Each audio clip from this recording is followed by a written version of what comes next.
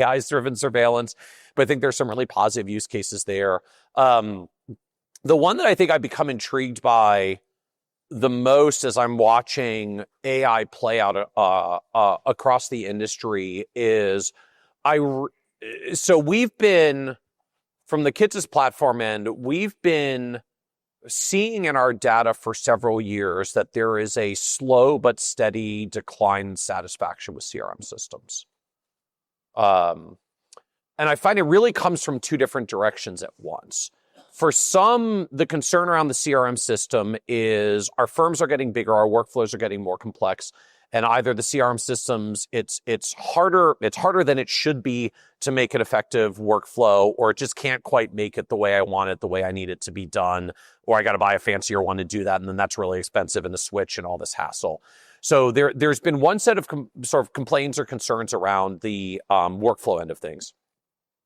And then I find there's another end that's much more fundamental. We're all in this super long-term relationship business. And so as anyone is experienced who has like clients that they've lived with for 10 or 20 years, we have CRMs where a client record is like 273 entries. And somehow you're supposed to take all that in. Or you bring a new associate on and they're like, get up to speed on the client, read the notes. The associate's like, what the blank? I'm literally supposed to read 273 line items of a CRM entry going back to 2006? Like, is that really what the boss expects me to do?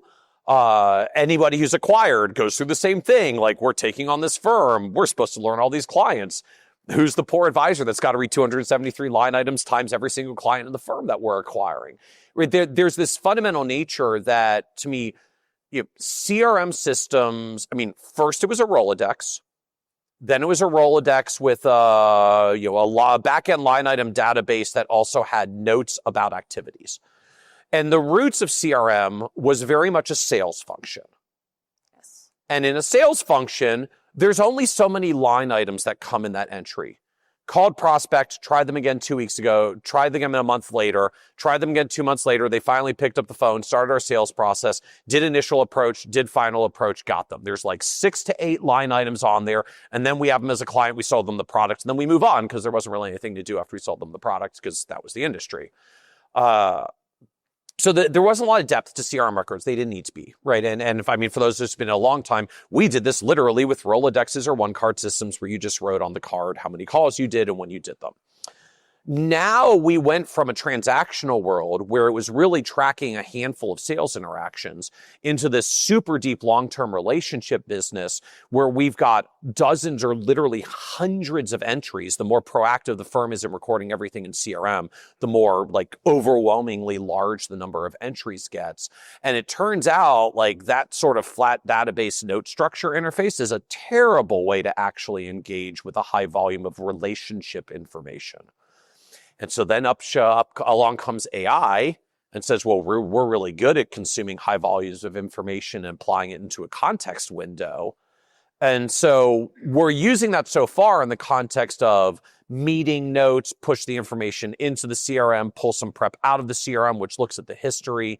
But I'm very intrigued with the possibility that there is some version of although I hate the label, like an AI native CRM system that is specifically built around high volumes of entries and how you translate that into relationship data.